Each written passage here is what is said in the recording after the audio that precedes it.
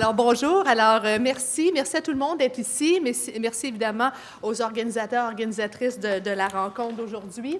Donc, on m'a demandé de parler un peu du monde municipal et du monde de la santé publique. Entre autres, je pouvais avoir l'option de parler de l'ABC de la collaboration. Et là, j'ai regardé le programme et je vois qu'après mon allocution, bien, il y a justement la présentation de Prendre soin de notre monde avec justement l'ABC de la collaboration. Alors, je me suis dit, non, ce n'est pas une bonne stratégie. Alors, je me suis dit, est-ce que je présente des projets de collaboration qui sont wow? Et ça pourrait être une bonne idée aussi. Et là, je regarde encore le plan de la journée et je vois que tout au long de la journée, il va y avoir plein de gens qui vont venir nous présenter des projets de collaboration qui sont sûrement très wow et sur lesquels on va apprendre plein de choses. Alors, je me suis dit, je vais peut-être, moi, plus préparer un peu les terrains, faire un peu d'agriculture urbaine intellectuelle, donc de sarcler un peu nos têtes pour présenter quelques clés de lecture, qu'on pourrait appeler grille de lecture, ça fait un peu pompeux, là, pour justement mettre la table. Ça va-tu, ça? Oui. OK. Parce que ma mémoire est un peu gruyère, donc si je ne vois pas ça, je ne verrai pas, là. OK, parfait. C'est beau, parfait. Donc, alors, je l'ai déjà dit. Alors, vous le savez bien, hein, que lorsqu'on commence, on débute des collaborations, c'est bien de connaître à qui on a affaire, c'est quoi les projets qui s'en viennent, c'est quoi là, les enjeux et les contraintes et opportunités qui s'offrent aux différentes parties. Hein. Parce que la collaboration, c'est pas juste une personne, évidemment, hein, c'est 2, 3, 4 organisations qui collaborent ensemble.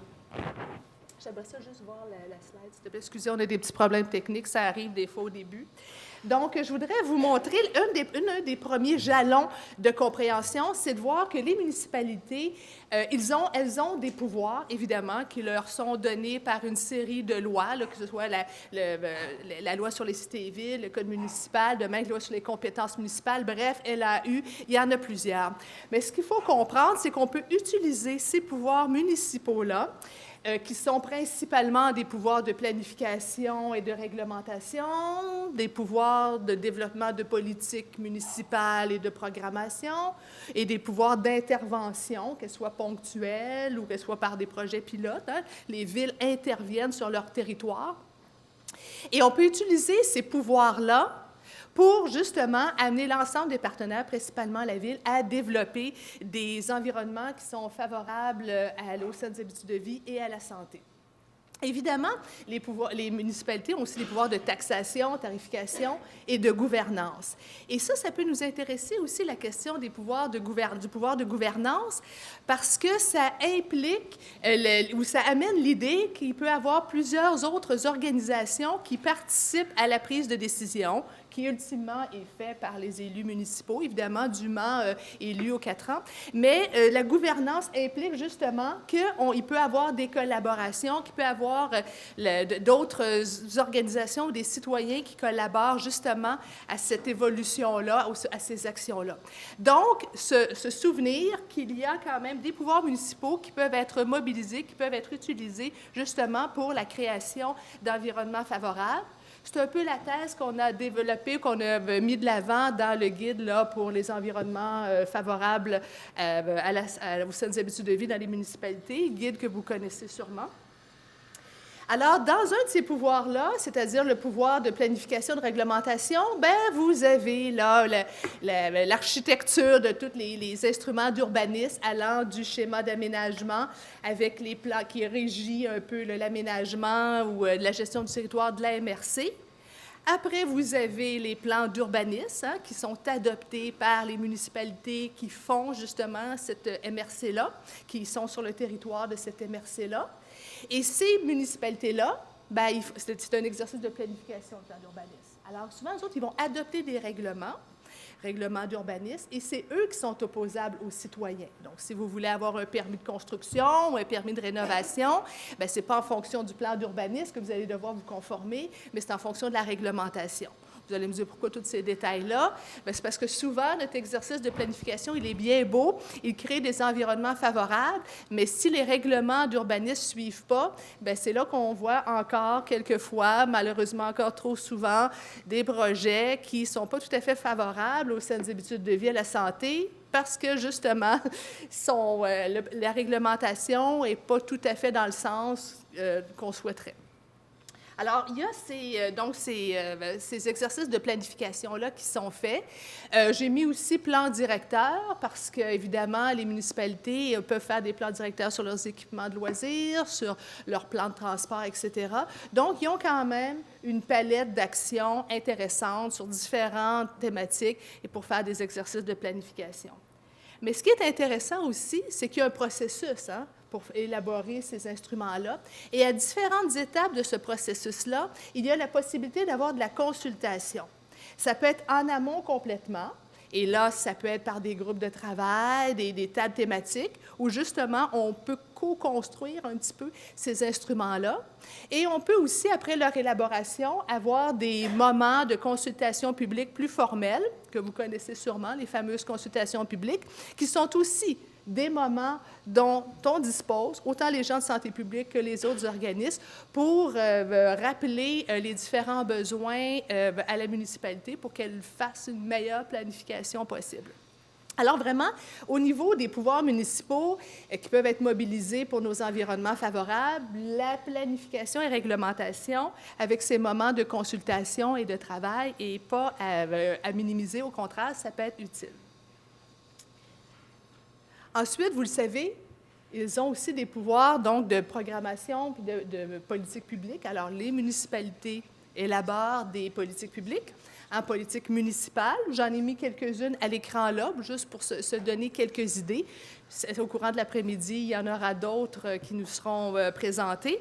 Alors, c'est vraiment, ça peut toucher l'ensemble des environnements favorables. Donc, ce n'est pas juste l'environnement physique, bien que le physique est un environnement important au niveau de la municipalité, mais il y a quand même l'environnement économique, ne serait-ce que par une tarification qui peut être inclusive, par exemple, ou de l'environnement socio-culturel, etc. Mais souvent, ce qui saute aux yeux, c'est pour ça que je n'ai pas de photos sur les plans d'urbanisme, parce que les plans d'urbanisme, comment je vous mets la première page du plan d'urbanisme, c'est pas très sexy, c'est pas excitant. Alors, c'est en le lisant qu'on voit les éléments d'environnement favorable. Tandis que pour les interventions ponctuelles, qui est un autre principe, un autre pouvoir que détiennent les municipalités et les MRC, là, on a des photos. Alors, ça peut être plus wow.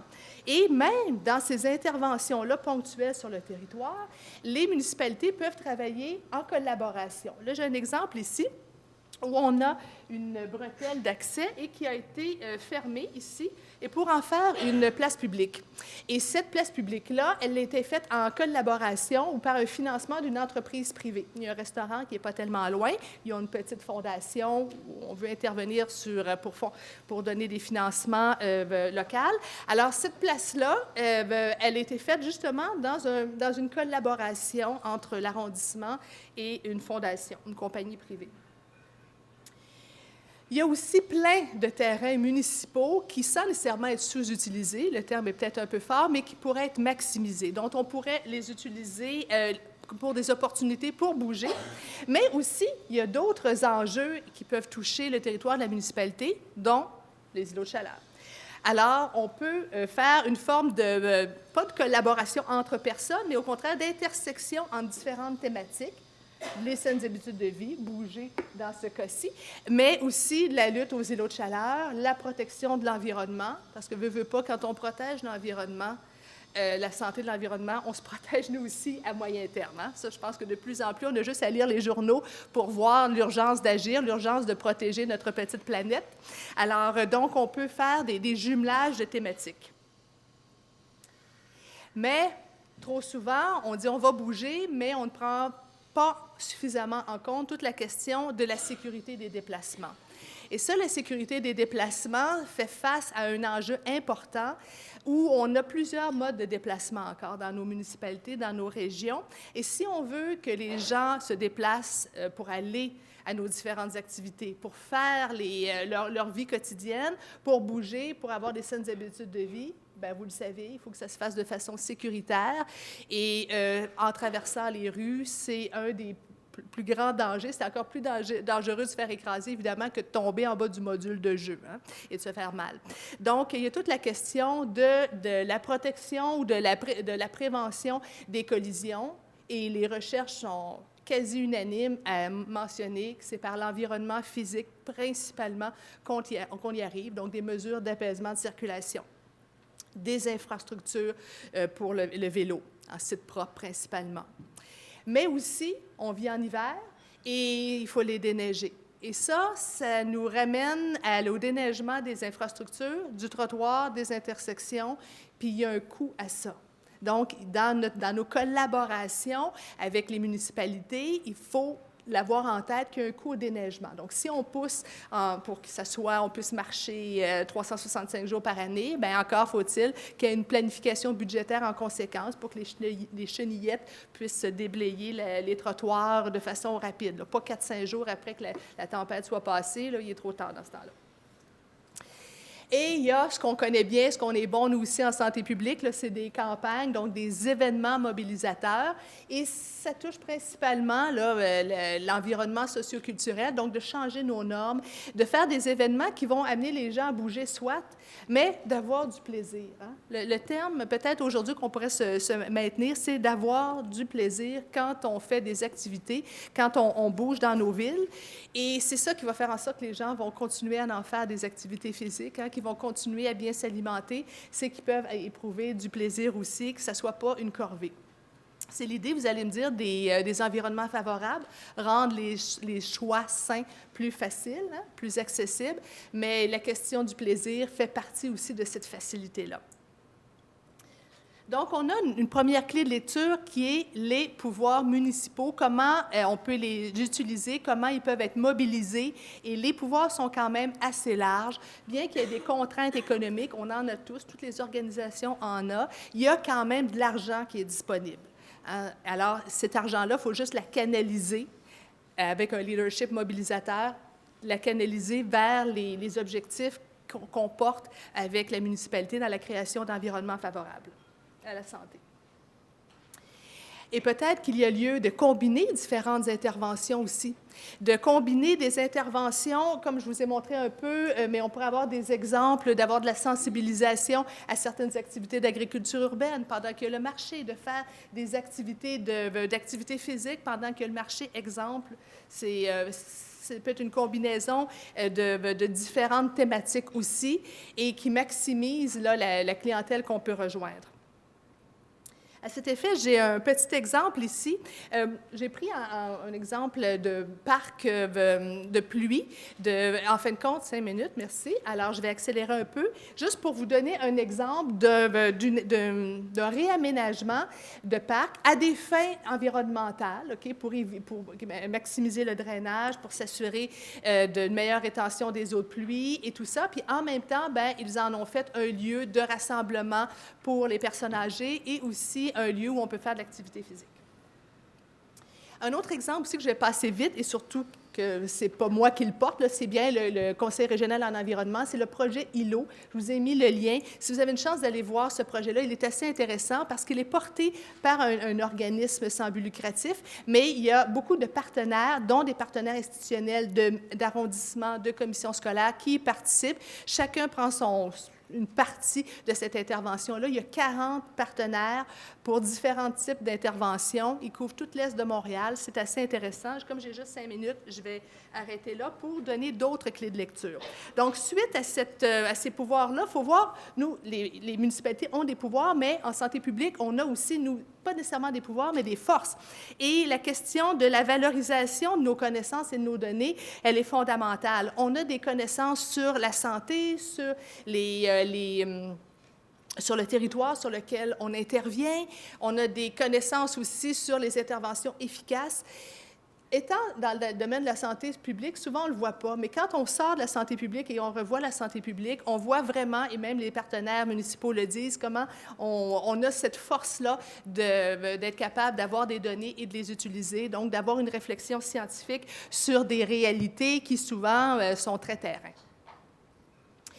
Mais aussi, on est habitué de travailler en intersectoriel, donc d'avoir des mobilisations. Par contre, on a nos zones de confort et souvent, on a nos partenaires avec qui on travaille toujours. Néanmoins, si on veut généraliser les environnements favorables et faire qu'un jour, il n'y ait plus besoin de nous, les municipalités, pour créer des environnements favorables, c'est ce qu'on espère quelque part, qu'ils soient autonomes là-dedans, que ce soit très bien intégré, bien, il faut les diversifier, nos mobilisations, il faut les diversifier, nos partenaires, et à l'intérieur de la municipalité, et justement, aller les voir, les bébites d'urbanistes, et aller les voir, les ingénieurs, et aller les voir, les autres intervenants, pour nous travailler avec eux, mais qu'eux aussi travaillent entre eux. Et moi, j'ai souvent vu des exemples où on travaillait avec un service, et par l'intervention, parce que j'ai déjà travaillé 11 ans en santé publique là, à Montréal, donc c'est pour ça que je parle aussi de mon expérience professionnelle, et après avoir travaillé avec un des services, mettons, à l'élaboration d'une politique saines habitudes de vie, c'est ça qui me vient en tête rapidement,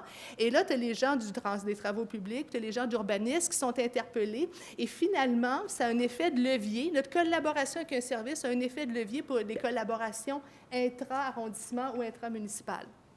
Dans les grandes villes ou les moyennes villes, ça peut être un plus, ça, d'amener les gens à travailler entre eux. Tout le monde veut travailler ensemble, tout le monde veut faire éclater les silos, mais dans les faits, vous le savez, le volume de travail, les responsabilités, tout ça font en sorte qu'on reste souvent dans nos petits silos. Donc, on peut contribuer à ça. Et il y a une question aussi qui se pose. On peut envisager des actions d'influence politique. Est-ce qu'on doit le faire?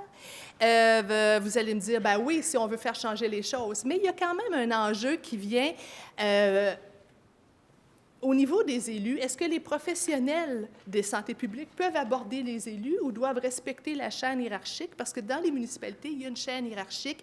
Moi, je n'ai pas la réponse aujourd'hui. Moi, j'ai mon opinion, mais je voudrais soumettre quand même cette question-là parce qu'elle est quand même éthiquement pas problématique, mais il faut se la poser. Hein? Est-ce qu'on peut aborder les élus comme on aborde les fonctionnaires, etc.? Je pense qu'il y a un questionnement à cet effet-là. Il y a la loi 122 qui vient d'être, en 2017, là, qui vient d'être adoptée. Et cette loi-là, qui reconnaît les municipalités comme des gouvernements de proximité, donne certains pouvoirs supplémentaires, dont, entre autres, la possibilité de retirer le référendum dans des projets d'urbanisme. Si on retire le référendum, donc la possibilité qu'un certain nombre de citoyens s'opposent à un projet et que ça force la municipalité à le laisser tomber, si on décide d'enlever le référendum, il faut que les municipalités adoptent une politique de participation. Alors ça peut être intéressant. Il va sûrement y avoir plusieurs municipalités qui vont se prévaloir de cette disposition-là. Et dans cette politique-là de participation publique, dans la loi, on dit qu'elle devra contenir de l'information.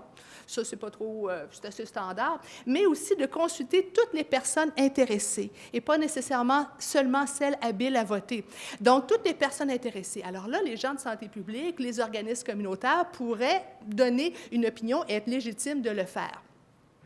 Et de même, la loi dit qu'il doit y avoir une participation active des personnes. Donc, ce n'est pas seulement de faire de l'information, mais il faut s'assurer que les gens puissent participer. Donc, alors, il y a une dimension de co-construction, de collaboration beaucoup plus importante que juste écouter puis donner un peu son opinion. Donc, une volonté dans la loi là, d'amener les citoyens et les organisations à pouvoir là, être beaucoup plus déterminants dans la prise de décision finale. Alors, je passe, j'en ai encore quelques-unes, rassure-toi, Marianne, je termine dans les temps. Alors, l'idée aussi, dans notre palette d'action, les municipalités en ont des palettes d'action, mais nous autres aussi, bien, il y a les EIS, les évaluations d'impact sur la santé, et outre le fait d'être une démarche très intéressante, bien, dans la politique gouvernementale sur la prévention de la santé, il y a des éléments avec du financement possible. Donc, avec le levier économique, on devrait être capable de proposer ça de plus en plus aux municipalités, ce qui devrait nous amener à collaborer de façon beaucoup plus intense avec nos partenaires municipaux et eux aussi avec nous. Et finalement, pour terminer, bien, il y a des projets qui sont mis de l'avant, et c'est des projets qui sont innovants. Mais nous, en santé publique, on aime bien les données probantes, on aime bien les best practices, hein, les projets là, qui sont des bonnes pratiques. Alors, il y a toujours là, l'espèce de dilemme entre un projet innovant, on ne sait pas s'il va fonctionner, il a l'air bien bon, mais on ne sait pas s'il va fonctionner, un projet peut-être plus classique, mais qui a été amplement évalué, puis qu'on sait qu'il est efficace. Et ça, si on veut amener des changements, c'est d'avoir un équilibre entre ces deux pôles-là des interventions. Et je pense que ça peut être une clé de lecture pour nous, pour la matinée, pour l'après-midi, hein, entre une bonne pratique et une pratique innovante. Où doit-on se situer? Qu'est-ce que nous devons valoriser? Et dans l'urbanisme tactique, qui est à la mode ces temps-ci, donc de l'urbanisme ponctuel, on n'est pas dans les données probantes, on n'est pas dans les bonnes pratiques, on est dans l'innovation. Et en bout de ligne, bien ça, ces projets-là, est-ce qu'on va être capable de les pérenniser? La question se pose. Là, je vais sauter rapidement ici pour clore en disant la grille de lecture, en fin de compte, que je vous propose, c'est vraiment, est-ce qu'on a mobilisé les pouvoirs d'action publique, hein, où on est obligé d'inventer la roue, où on a pu utiliser déjà ce qui existait? Est-ce qu'on a réussi à valoriser nos connaissances? Est-ce qu'on a valorisé les connaissances terrain aussi de l'organisation, de la municipalité? Est-ce qu'on a diversifié nos collaborations aussi? Où on est resté dans nos zones de confort, qui sont peut-être efficaces, mais qui pourraient être encore plus importantes en termes de collaboration si on les diversifie? Et est-ce qu'on a estimé les impacts sur la santé des différents projets? Ces projets-là, est-ce qu'ils sont innovants ou probants? Et on a des atouts en santé publique qui peuvent vraiment servir les municipalités. Et les municipalités qui travaillent avec la santé publique voient l'intérêt de travailler avec nous. Je dis « nous », mais moi, je suis maintenant entre l'université et mon ancienne vie. Alors, c'est encore nous, la santé publique. Permettez-moi encore ce lien d'appartenance. Alors, on est habitué de travailler en démarche intersectorielle. C'est toute une force. On a une culture d'évaluation. On ne la retrouve pas ailleurs, cette culture d'évaluation-là. En tout cas, pas en aménagement, mais on peut apporter ça.